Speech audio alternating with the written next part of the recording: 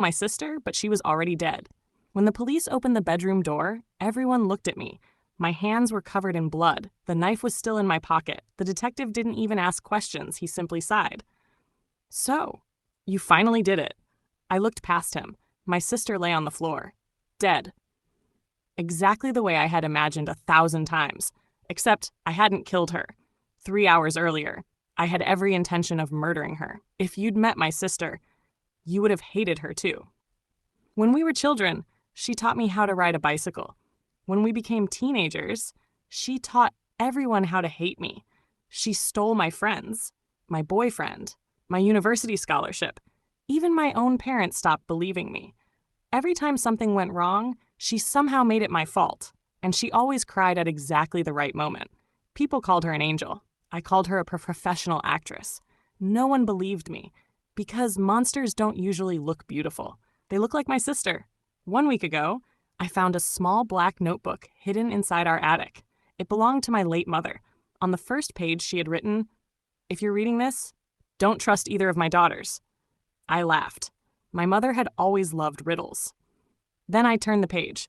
My smile disappeared. Every page was a diary. Every page described a different accident, a broken staircase, a poisoned dog, a house fire, a missing child. At the bottom of every page, my mother had written the same sentence. I still don't know which one of my daughters did it. My stomach dropped. Which one? What did she mean? Which one? There were only 2 of us, me and my sister. I kept reading. The final page wasn't finished. The ink suddenly stopped halfway through a sentence. It read, "Tonight I finally discovered the truth. Nothing else, no ending, no explanation, just a stain that looked almost like blood." That night, I couldn't sleep because for the first time, I asked myself a question I had never considered. What if my sister wasn't the only liar in this family? Yesterday, a message arrived from an unknown number. It contained only one sentence. Your mother accused the wrong daughter. No name, no explanation. Just those 6 words. I replied immediately, "Who are you?" The message was read. No answer. 5 minutes later, another message arrived. "If you want the truth, come to your sister's house tomorrow night. Come alone." I didn't call the police. I didn't tell anyone. Instead, I bought a knife. Not because I planned to protect myself, because I had already decided. One of us wasn't leaving that house alive. Now, the detective slowly removed the knife from my pocket. He looked at me with pity.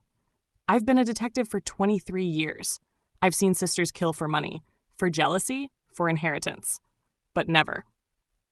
He stopped speaking. His face changed. He was staring at something behind me. I turned around. Written on the wall, in fresh blood, were 4 words. "Wrong sister. Try again." And underneath, someone had drawn a smiling face. Nobody spoke.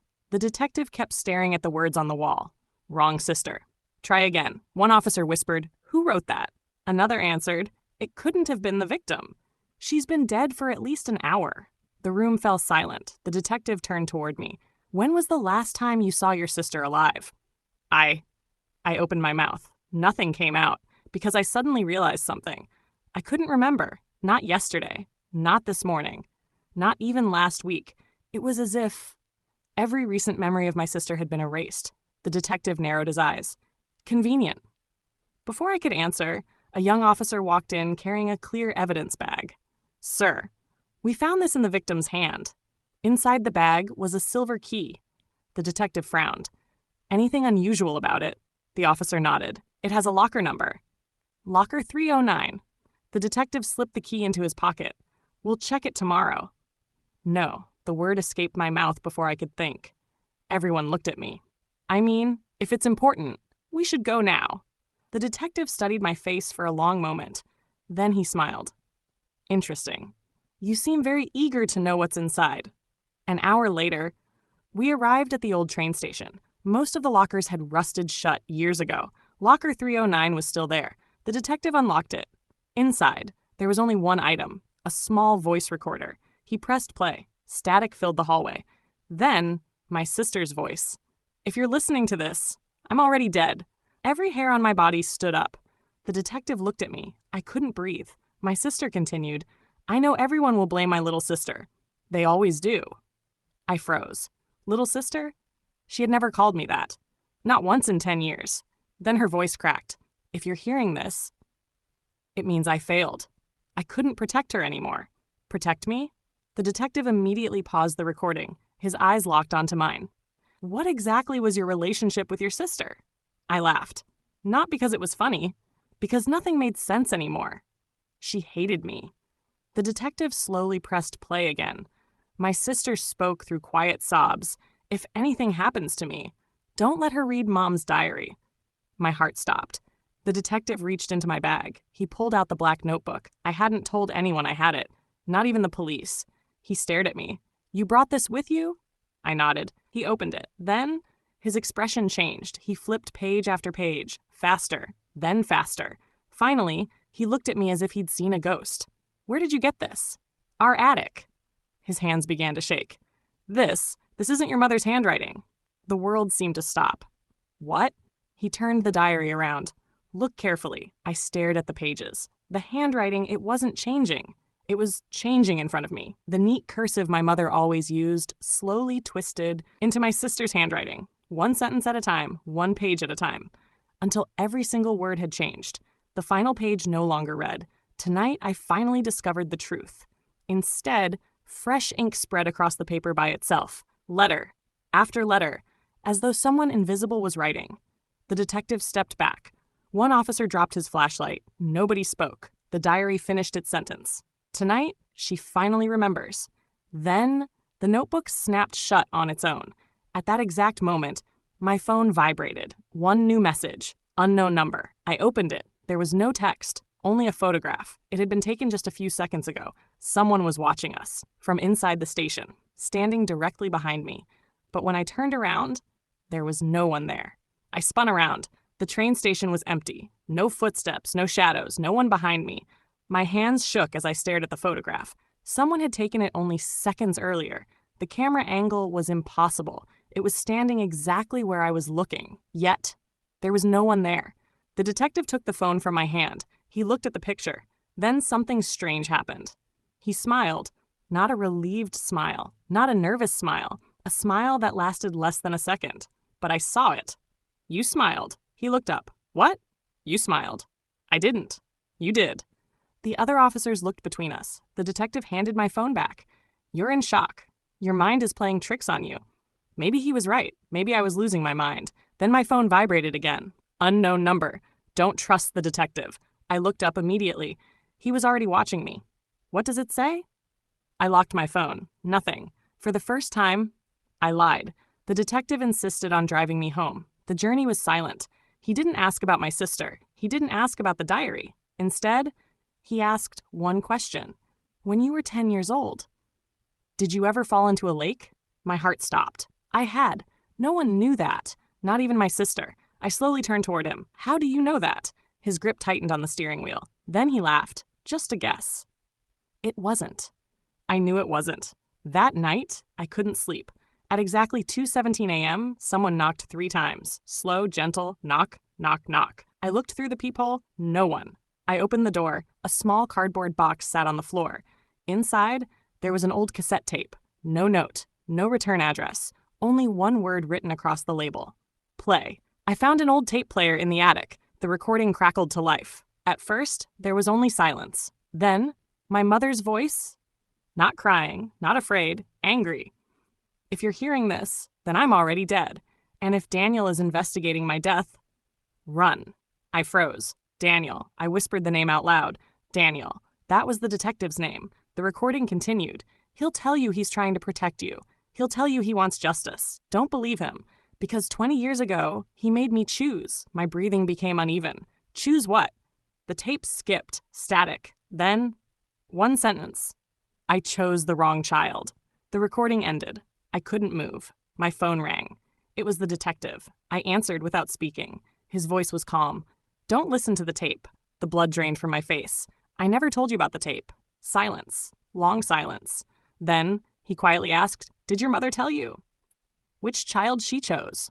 Before I could answer, a loud crash came from downstairs. Someone had broken into my house. I grabbed the kitchen knife. Slowly, I walked toward the living room. The front door was wide open. Rain blew inside. On the floor lay another photograph. This one was old, very old. It showed my mother, holding two little girls. One was me, the other wasn't my sister. I turned the picture over. Written on the back, in my mother's handwriting, were 5 words. You were never my sister. The photograph slipped from my hands. It landed face up. I stared at it. 2 little girls. One was me. The other was smiling at the camera. She looked almost exactly like the woman we'd buried. Almost. I picked the photograph up again. Something felt wrong. I looked closer. Then my heart stopped. The girl in the picture had a tiny scar beneath her left eye. The woman in the coffin didn't. Someone knocked. Not loudly. Just once. I opened the door. The detective stood outside. Alone. No police car. No uniform. Just a black coat soaked by the rain. I know you listened to the tape. I said nothing. He looked exhausted. I've been lying to you. My grip tightened on the knife. So you killed my mother? He closed his eyes. No. Worse. What could be worse than murder? He looked directly at me. I let everyone believe the wrong person died. The room became silent. What? The body was never identified. My ears rang. You told everyone it was my sister. I know. Why? Because your sister begged me to. I laughed. It sounded almost insane. My sister was dead. No. She disappeared. You buried someone else. The knife slipped from my hand. No. He reached into his pocket, slowly, very slowly, then placed an old passport on the table. It belonged to my sister. Issued 3 months ago. Impossible. She had supposedly died 2 weeks ago. I flipped through the pages. There were immigration stamps. Different countries, different dates. She had been alive. Recently. Very recently. Then, who had I buried? The detective leaned forward. I've spent 18 years protecting someone. My sister? No. You. The room spun. What are you talking about? He swallowed hard. Because if anyone discovered what really happened that night, they wouldn't come looking for your sister. They'd come looking for you. I stepped backward. I've never killed anyone. I know. But someone wants you to believe you did. He reached into his coat, pulled out a thin brown envelope. Across the front, written in red ink, were 4 words. Do not let her remember. He handed it to me. Inside, there was only one document, a psychiatric evaluation. Patient name, mine. Date, 18 years ago. Diagnosis, severe trauma-induced memory suppression. My hands began shaking. What memory? The detective didn't answer. Instead, he asked a question. When was the last time you remembered your 7th birthday? I frowned. Nothing. Not a single memory. Not the cake, not the presents. Nothing. The detective whispered, exactly. Then, my phone buzzed. Unknown number. For the first time, there wasn't a message. There was only a live video. Someone was filming us. Right now. The camera slowly zoomed out. It wasn't outside the house. It wasn't across the street. It was inside my living room, watching us from somewhere we couldn't see. Then a familiar voice spoke through the phone. A woman's voice. Soft, calm, almost amused. You finally stopped blaming the wrong person. A pause. Then she laughed. I've waited 18 years for you to remember what you did to me. The call ended. I looked at the detective. His face had turned white. He whispered only one sentence. She's alive. She's alive. The detective's voice barely came out. I couldn't breathe. My sister. Alive? Then who had we buried? My phone rang again. Unknown number. This time, I answered. A woman's voice whispered, go back to your mother's attic. Then the call ended. 20 minutes later, the detective and I stood inside my childhood home. Everything was covered in dust. Nothing had changed. Not the broken clock, not the old piano, not even the crack in the ceiling. I climbed into the attic, the same place where I'd found Mother's diary. Only this time, something caught my eye. The floorboards. One of them looked newer than the others. The detective pulled out a crowbar. With one swing, the wood lifted. Underneath was a small metal box. Locked. Inside the box, 3 videotapes. Each one had a date. Year 1, Year 7, Year 18. My hands reached for Year 7. The detective grabbed my wrist. No. His face had turned pale. If you watch that one first, nothing will ever be the same. I looked at him. Then I pressed play. The screen flickered. The camera was shaking. My mother appeared. She wasn't alone. Standing beside her was my sister. She looked terrified. Mother looked into the camera. If anyone ever watches this, it means I've failed. She stepped aside. Behind her, a little girl was sitting in a chair. Her hands were tied. A cloth covered her mouth. My heart stopped. It was me. No, it looked like me.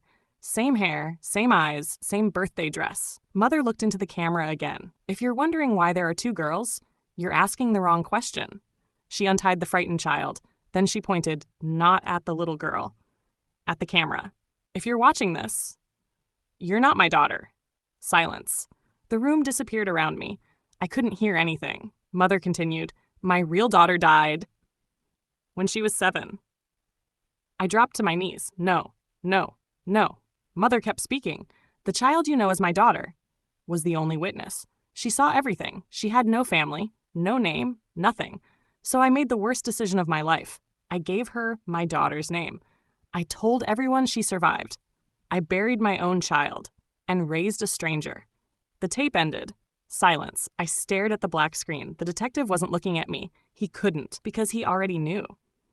All these years, I wasn't trying to remember who killed my sister. I wasn't trying to remember who my sister was. I wasn't even trying to remember my childhood. I was trying to remember who I really was. Then, the last videotape slid out of the box by itself. Year 18. Inside, there was only one sentence, written in Mother's handwriting. If you're watching this, then my daughter finally came home. I frowned. What does that mean? The detective finally looked at me, his eyes filled with tears. It means the little girl in that video was your sister. I froze. And you? He smiled sadly. We still don't know who you are. The room became silent. Every photograph in the house, every birthday, every Christmas, every family memory. None of them belonged to me. I hadn't stolen anyone's boyfriend. I hadn't stolen anyone's parents. I hadn't stolen anyone's life. I had been given one, a life that was never mine. Suddenly, my phone vibrated one final time. Unknown number. One message, only 4 words. Welcome home, Evelyn. I stared at the name, Evelyn. It felt familiar, not because I remembered it, but because, for the first time in my life, it felt like someone was calling me by my real name.